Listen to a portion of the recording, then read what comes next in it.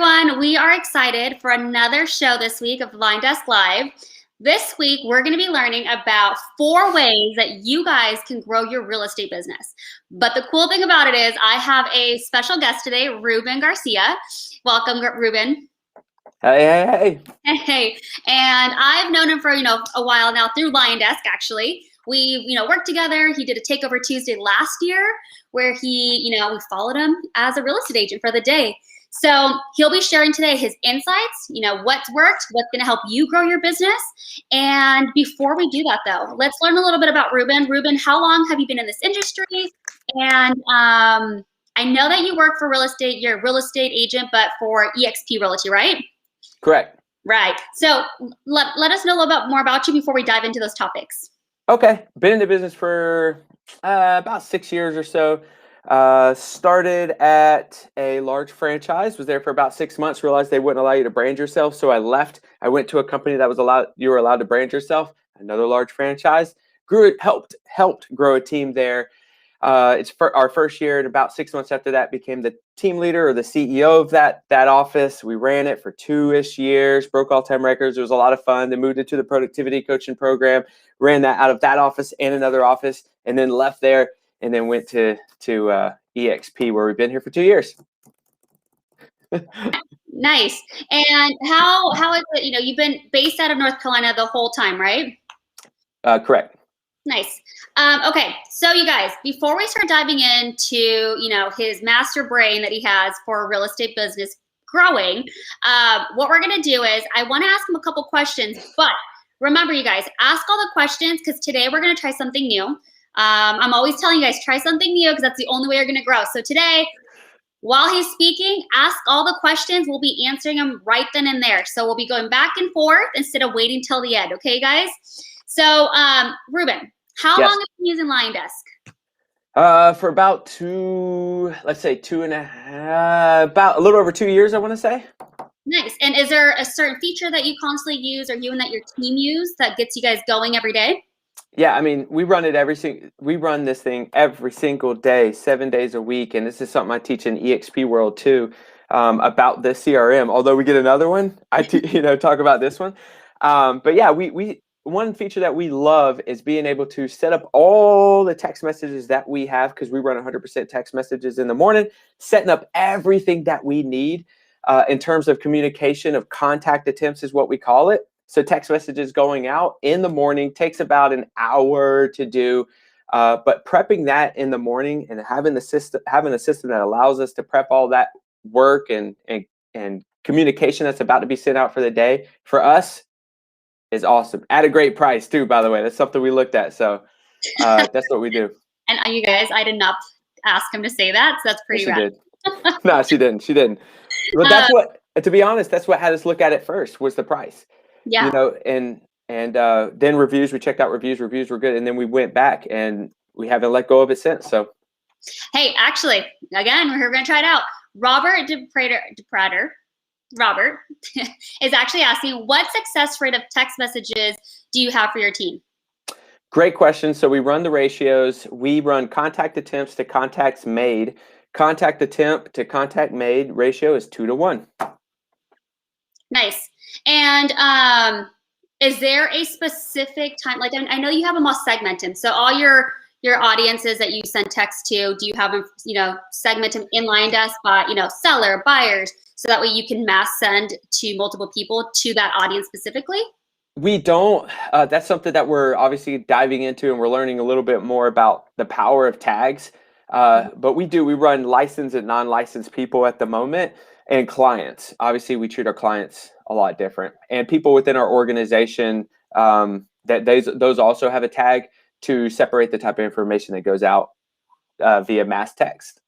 Now, you said something I was actually curious about, licensed and non-licensed. So then, is it for recruiting? So, yeah, that's a great question. So, yes and no. The way that we do this is, for the non-licensed people, we have these follow-ups that we do. We have 3 call to actions, which is ask for business once a year, ask for, we'll just do this, side hustle. So whatever it is, we run short-term rentals.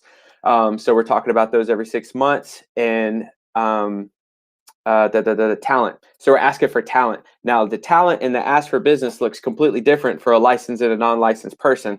Ask for business, non-licensed is asking for business. Hey, who do you know? Looking to buy or sell or whatever. For license is AFR, which is ask for referral. So it's a different conversation, and then talent is too, right? So we're looking for people who, on non-licensed, we're looking for people who are interested in getting into real estate. Conversions to talent is 100 to 1. So we need to be on this constant search for more and more talent. That conversation looks different between licensed and non-licensed as well, because when they're licensed, obviously they want talent first before us. So the verbiage is a little different. It says more like, if they're just not a good fit for you, would you mind throwing them our way? We'll see if they're a good fit for us. Nice. And is there a, other than text message, how do you recruit and get people to come, to join your team? I know we're going to dive into more like the 4 ways, but what is like the number 1 tip you can, share with us? Consistency and text. I made it a point to use and find a CRM that would run, and don't get all weird on me, but would run if I died. The whole idea and the whole reason we built this whole thing, and some of the ways of growing a real estate team that we're going to talk about, there's one here that operates if you die. So we run 100% text messages, because if I'm dead, I can't make phone calls. So we run 100% text messages, and consistency every 9 months. We're reaching out and seeing who do they know in the field that's looking to get into real estate as a career. Oh, nice. That's awesome. Yeah, that's interesting. You do it every 9 months. Is there a reason why you do every 9 months? We know the conversion. Yeah, and we're still testing it, right? We used to ask for it more, but it started to get a little annoying. So we feel 9 months is that sweet spot. If it changes, it changes. Just like you did today, and you changed on the fly to see if you can get a different result. We do the same. Cool. Yeah, that's, I think, something that we all need to realize is that whatever you do, you're always testing no matter what. Because social media algorithms are always changing.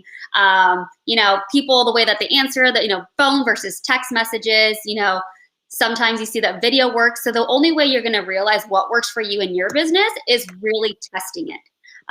So I know, Ruben, you do text. Do you guys do video text or just regular text messages? Regular for now, because video, it would creep him out if I, again, died. And then I was like, hey, what's up? Back from the dead. And probably should do something like that. That'd be interesting. That would be hilarious, but also true. Yeah. I totally agree. All right, that's happening. All right, so you guys, we're going to dive into the 4 topics. Remember, ask your questions. I'll stop Ruben, and we'll try to answer your questions right then and there. Okay, guys? Ruben, share with us the 4 ways to grow your business in the real estate business. You got it. All right, so today we're going to talk about the 4 ways to grow a real estate team. Back at a larger franchise that I was at, we would talk, and this is I'm going to roll right into the number 1, or at least one of the ways that we're going to grow a real estate team. At the larger franchise I was at, this one way was pushed a lot. It was the Bible there. I mean, that is something that when you built a real estate team, you better have built it this way. Okay, and I'm about to go over it. These other 3 ways, rolling into the 4 ways to grow a real estate team, all of these need a database. If you don't have a CRM or a database, literally, and she didn't tell me to say this, this is something I teach and teach and teach and teach and teach. When a lawyer sells their practice, they sell their database. When a pediatrician sells their practice, they're selling a database. So none of these will work if you don't have a strong database like LionDesk that's going to help you scale, okay? So that being said, number 1, go. No, we have a question. What is your favorite text for listings? So we don't specifically ask for listings. What we do know is that if I could, so there's a saying out there that goes, people don't care how much you know until they know how much you care. And if we could have a conversation, a systematic conversation throughout the year showing that we care, because we do care, they will give us referrals. And at this point, we don't care if it's a buyer or a seller, we're going to run that person. But once we get that new referral, now we roll them into our follow-ups of the 3 call to actions along with life updates. And then we may find through that referral, we may find a listing in there as well. So we don't shoot for just one. And maybe we need to do better at that. But at this moment, we don't. We just ask for the business. Great question, Robert. Yeah, thanks, Robert. That was a great question. There's another question, actually, before we dive in. Yeah. Let's see. How many CRMs did you test till you decide LionDesk was the one for you? Yeah, so three or four. One was really, I liked it, and I'm not gonna say the name of it. I liked it, but the cost, it was too much. Actually, more than four. Actually, the cost was too much. This one, which I'm not gonna say the name, I really want to say the name, but I won't do it. Way too much, and we decided, you know what, net is more powerful than just saying we have this system, so get rid of it. Another system was too much, which is very similar to this one. What was it? Oh, another, and a free one. A free one, but it just didn't have everything that LionDesk had, or the support, guys. Like the support, and they hear from me all the time. Yes, I'm telling you, yeah, that is true. So the support's there, guys. And running those four-ish, and probably a little bit more, the support, the price, and what we needed to do. We stuck with LionDesk ever since. Rolling back, here's the 4 ways. Right here, or is this one? Screw it, it was this one.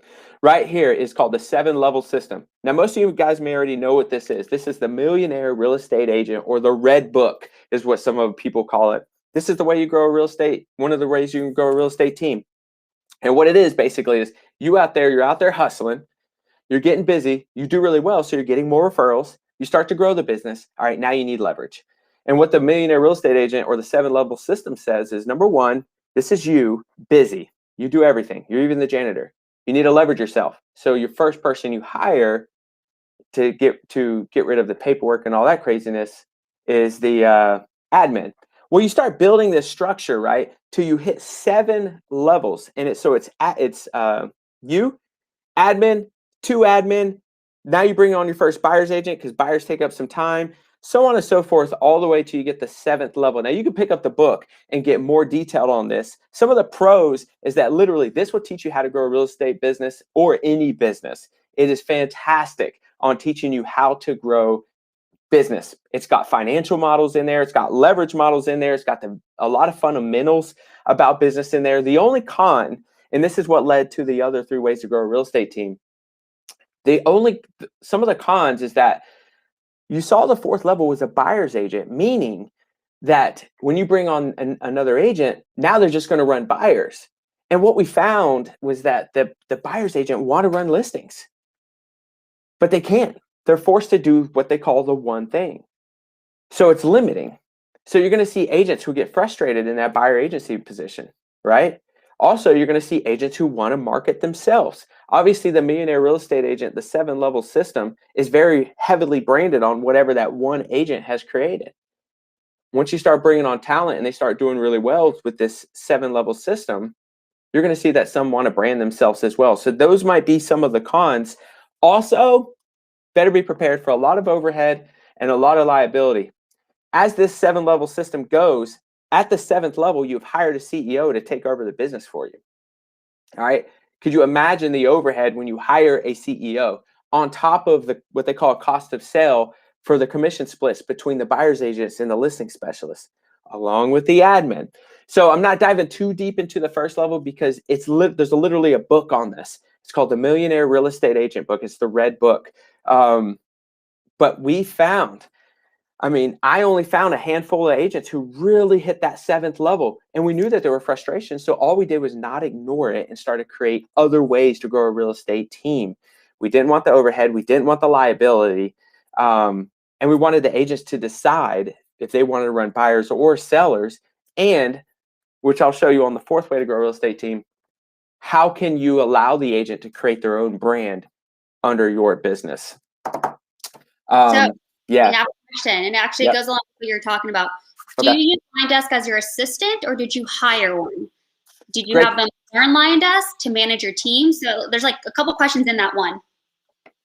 Okay, so again, and I keep bringing this up, but this is literally how I started creating the business. If I die, I didn't want the overhead of an admin and the manager side of managing an admin in my business. So no, it's already system out. The follow-ups that we set within LionDesk alerts us on when and who we need to reach out to and for what reason.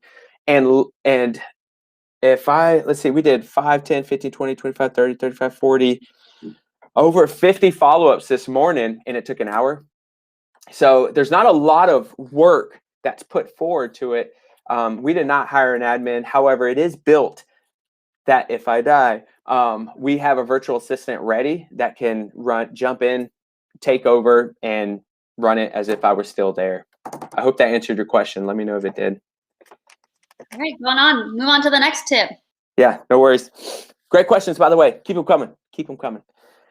The second way to grow a real estate team. So again, kind of jumping off some of the cons that we saw with the 7-level system: overhead, liability, manager. You got to be the manager of this whole thing. By the way, talent constantly leaving because they want to build their own brand, or they want to run listings, or just buyers, or whatever. Now, the other one is the 4-level system. What is that? We beta tested everything on this, by the way. The 4-level system is something that a team here in our market is running. They're called the 5 Pillars Realty Group. And they're very, very investor heavy, and you're about to find out. 2 years in the business, closed almost 300 units. So this model works 100%. What it is, 4-level system. So let's walk through this. All right, new agent comes onto your team, and this agent right here is very interested in not only sales, but very interested in investing in real estate. This is the type of person you're looking for on this 4-level system. They come on. Now, what happens is they start to learn the business because they're mentored by the level 2 person, which is basically the mentor. Once level 1 starts to prove themselves, by the way, they can work buyers and sellers. Once they start to prove themselves, they move up to be a mentor. That now, this position right here, you learn more about real estate investing, but you've also leveraged yourself for the new agent that came on underneath you to run some of your deals, for you to watch how they're doing the business and basically train them. But level 2, you are learning, honestly, a mix of the buyer sell side, but also investing, buy and hold, flip, multifamily, BRRRR strategies, short-term rentals, long-term rentals, whatever you start learning it here. Now, what happens is once you move up, you move into more of a manager-ish position. And the manager's position, by the way, there's no book on this, so deal with my technical names, is now managing the mentor that moved up from the level 1, because now we have a newer agent who's coming in. As you're about to find out, this is a turning wheel of creating really great buyer-seller real estate agents, but turning them into investors to leave the business. Remember, our first way to grow a real estate team, these people are basically stuck in those positions. They're going to be a buyer's agent. They're going to be a listing specialist. They're going to be an admin. What's the exit strategy? This is an exit strategy. So they manage the mentors. The mentors are obviously watching the newer agents. Now here, you are doing investing. You are literally putting your cash to work and making sure that your ROI is good, your cash on cash returns are good. You're starting to hit passive income goals. You're going to our passive income masterminds. You are very focused on passive income by watching this person. You move up to here. Now you have a choice. You have now enough cash flow to leave the business, continue the business, leave the team, or whatever that looks like. But now what you're doing is basically putting on events, or helping the team put on events to bring in more people, more talent, and you keep running this thing. But you have enough cash flow to work or not work. Now, what questions, if you do have any questions on this, it seems very simple right here. Here's some of the similarities of the first level. Brand heavy. All these people are pushing one brand, okay? Overhead. There's definitely going to be overhead because of the admin support that's behind this type of structure. Liability too, because it's all underneath the one brand. The big difference is that these agents can run a buyer or a seller, right? Also, they are being pushed, mentored, taught to leave real estate sales and become an investor. So I don't know if any questions came in on that one, but that's the 4-level system that we are running. All these agents do have a split with the team leader who has built this structure. And there is a once you hit a certain production, the split goes up and so on and so forth. They can cap. So there still is that kind of team split on this team. However, the whole point and the reason they put in the work and build that out is because that person doesn't want to be a real estate agent forever. They want to become an investor. They just know that the real estate sales side could bring in enough capital that they can leverage to invest in properties. So we have one question, and of course, whoever this is, I can't see because it just says Facebook user.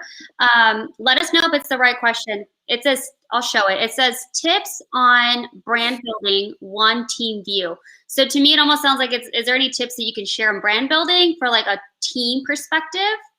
I might be wrong. I don't know if you're getting the same card, if you think it's the same thing. Yeah, I don't know what that means. Tips on brand building, one team view. Yeah, if you could re-ask that question, just with a little bit more clarity, because I want to make sure that you get the answer you deserve. Yeah, just do that, because I'm kind of lost on what that means. If you could just ask that question one more time. All right, so that's it. That's that 4-level system. Some of the pros: not an agent, but an investor. Faster than the level 7, by the way. Way faster than the level 7. Agents benefit heavy off so if you have a revenue share or a profit share model, those agents can also benefit off that. With the investor mindset, all of that model makes sense to them. Some of the cons is that we're only looking for a specific agent. So it does limit the market. And you don't want all real estate agents. You want the real estate agent with an investor mindset. It also, the team lead, which we've seen, the team lead may want to keep this investor who now has enough cash flow. They may want to keep him on the team because they love him. But that is kind of the level 4, is that you give back to the community that helped you get to that point. So that could be a con. We've seen it come up to be a con. But at the same time, that 4th level person does stick around, puts on events. Like they got an event called Pints and Properties, where you drink beer and talk about real estate investing and this type of stuff, bigger pocket stuff. Just seeing if there's any questions. All right. One of the big, and then move it to the level 3. Another big concern of the level 1 was when agents join a team, what they start to realize really quickly is the split they have with the team, meaning they're watching how much money goes to the team versus them. And especially talent. They will break down those numbers and they will identify very quickly that there's a big chunk of their commission going to the team. And here's the deal. It's an investment, right? Because they now have to, the team leader now has to pay for admin, new signs, new marketing material, so that it is being put to use, but it's something that isn't ignored. And how long I've been doing this, I've seen that it becomes a frustration. So we said, how do we build a team to where the team members don't pay a split? And this is how we came up with the level 3. And the agent who has built this, because like I said, we beta tested it, doing fantastic. And the agents love it. So let me tell you what this is. This structure is very, very, very brand heavy. Okay. So keep that in mind. It is very brand heavy, meaning that this one's called Inspire Realty Group in our area. And that's the name. Okay. And this is what it looks like. So once they've identified what that brand is, this is what they do. Everybody who joins the team underneath the team leader now pushes that brand. If they take a listing, they put that listing sign out with that brand. When they do branding online, it's going to be that brand. No matter if this member brought that business or not, it doesn't matter. It's going to be pushed out on marketing material, and along with any listings taken, everyone uses that sign. With that sign and with those marketing materials is a certain phone number. That phone number is aligned with, let's say, 4 agents who are underneath this brand. So now it's a round robin of leads that come in. Now, here's the deal. These agents, what they could do is they can run buyers and sellers, so that eliminates that other frustration. There is no team split, but yet they're getting team leads. There is, we start off with what was an honor code, but now we're moving to an Excel spreadsheet. Once these agents receive a lead from those signs, from those marketing material, from being round robin and collecting those leads on all that marketing material, they run the lead, whoever it is. Now, once they close the lead that came off the marketing material, they give 10 to 20% from that lead back to the team lead, who puts all that money in. Just imagine a pot. It goes into a bank account, but it goes. Just imagine this pot. So now what they do is any lead that comes off that marketing material, there is that referral fee that comes in. So that 10 or 20%, 10 to 20%, but the money's going into a pot. I'm going to tell you what this pot does here in a second. So if this person brings on a lead that didn't come from any of the marketing material, they're not paying a split on the team. They brought the lead. They don't pay a split. They take the full commission. The only way they're paying a referral fee is if it came off the marketing material from that phone number. So remember, all this money is going into a pot. Now, quarterly, the team lead, or the owner of this team, of this brand, basically, gets this money. They do take a percent out for them. They've created this. They took the risk on this. They have the liability on this. But the remaining, what they do is they use that money for client appreciation parties, more marketing material, because the larger this brand gets, the more leads come in through the phone numbers, the more leads closed on the more leads that are closed with these agents, more money back into the pot, and it grows bigger and bigger and bigger. And like I said, last year they did fantastic. They are what's called an icon team or an icon agent with EXP, meaning they did really well. They got their cat back in the form of stock. So that has really worked because it eliminated the agent frustration from paying splits. Some of the pros and cons on this. And again, let me know if you have any questions.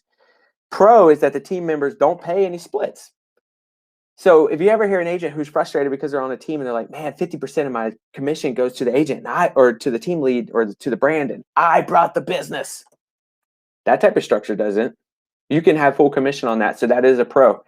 The con is that team lead person running that brand isn't going to bring in as much cash flow as another team that does that 50% thing, but they're also not going to have as much turnover. They're not going to have as much turnover, at least what we've seen. Literally, I want to say maybe one agent left in a year, and that's crazy in terms of that first team that I talked to you about, that 7-level team. There's turnover because of the frustrations that you can have. And the agent might want to brand themselves, which is another con, because remember, this is very, very, very brand heavy. Any questions that came up so far? And if this is like too much, maybe too broad, ask the question so I can go in greater detail on something specific that you have a question about. So there was one. It's not specifically regarding the tips. They were actually wondering, it might be from earlier today, do you have any shared templates in LionDesk I can check out for my text and follow-ups? I do have shared templates. So yeah, I don't know if I could send it to you, Jessica, maybe, and it gets sent out. But whatever that call to action is for you guys to make sure you get that lead too, because the only way you got to put in that information, and then we can send it out. But yeah, we do. Yeah, absolutely, we do. Share with me. We can either make it, or you can actually go in LionDesk. For those that didn't know, that's a great question someone asked. We have shared templates, which not a lot of CRMs do have access to. We have a couple thousand available to you. Some, of course, are from us that we provided for you guys. Some are from other users like Ruben that he has, where you can get access to. Some of them you just have to ask the question, like they'll say, email me and I'll give you access. Others, just download right then and there, and it goes right inside your templates. So I'm assuming, Ruben, yours are probably, they have to email you to get access to them? Yeah. Are they pretty available right then and there the second they download? You might have to teach me that, and I will absolutely share them. No worries at all. I'll do that. So you guys just stay tuned. I will make sure to add the information in the comments from our live today, so that way you know how to access that texting template that he has that you guys can take advantage of. That's what I'm talking about. Just take action on it. Don't get it for free and not use it. That's all I ask. Exactly. All right. So if you're following with me throughout all of this so far, thank you. Real quick before we hit the 4th level, we talked about the 7-level system, MREA, Millionaire Real Estate Agent System. The 4-level system, where you turn this agent basically into an investor with enough cash flow to be in the business or not. 3rd way, very brand heavy. but it does allow the agent to not pay splits with the team, only a referral when it's built, when they get a lead off the marketing material, which has worked out really well. And then number 4, this is the world I run. It's called the Pass Play, Prospecting Automated Sales System. And if you've heard me, I've said, hey, does it run if I'm dead? Hey, does it run if I'm dead? Hey, and the whole reason behind that is because real estate's very, very, very, very active. And if you are the source of income for your family, then it's kind of irresponsible for you not to create something that still brings in cash flow if you pass away, if you're the breadwinner, right? So this is what basically got us started on what does this Pass Play look like. In the Pass Play, so you heard me, the first one, brand heavy. Second one, brand heavy. Third one, brand heavy. Fourth, not brand heavy. Not brand heavy at all, right? Because once we realized that if we could take away the brand from hitting the real estate sales field, meaning marketing material, meaning signs, then I also escaped the liability. We knew we didn't want any liability on my family in case I passed away, right? My wife doesn't want to deal with that mess, and I don't blame her. So I said, all right, get rid of the name. Now, how do we get rid of overhead? And this is what we do. When we use LionDesk every morning to do this, when we reach out to our database and through the systematic way that we've built, we will get a referral. Last month we ran it 8-to-1. So with every contact we made, 8 of those contacts, we actually got a piece of business. So we run it 8-to-1 right now. And industry standard is 20-to-1. So thank you, LionDesk. So it's very, very high. Once we get that lead, what we do is we have identified an agent who is going to execute our deals, but they're going to build their own brand. So we get the referral, we pass it to the agent in our field, in our market, and it could be all over the nation, but you're obviously going to do more in your local market. The agent goes and executes that deal. Now what happens is they go out and say it's a listing. They put their sign in the yard. They use their marketing material. The money for photographers, the money for their transaction coordinator, their listing coordinator.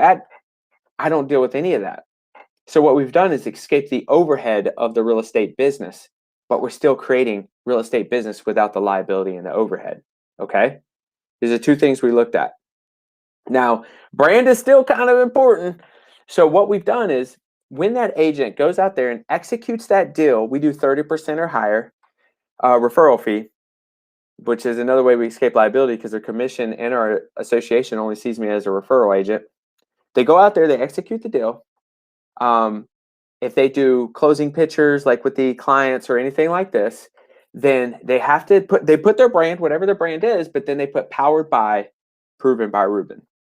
So it's just a quick reminder to the market of where this lead came from, that they're powered by me, but it just keeps my name going to keep more people having conversation about it.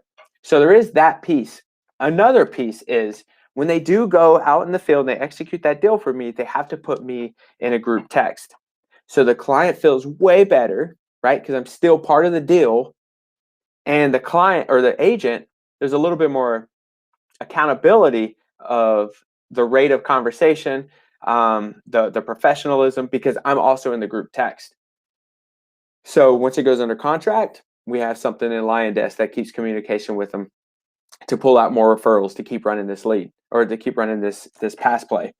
We bring them in, we talk to the database, we pull the referrals, pass to an agent to execute the deal. We get a 30% referral. But also on top of that, I'm with the EXP, so we get the revenue share. When they close their first deal, we get free stock. When we close our first deal, we get free stock. If it's somebody in my mentorship program, then I get 10% of the deal. So it could potentially be a five hits on just one transaction with me escaping the liability, the overhead, and almost 100% leveraged. If I die, it will be 100% leveraged because a virtual assistant would take over the follow-up in the morning. That takes about an hour and some change. So we call it the Pass Play. Pros, it is very low overhead, if any. Very low liability, which is another reason why we looked at LionDesk is the overhead part. Very low liability.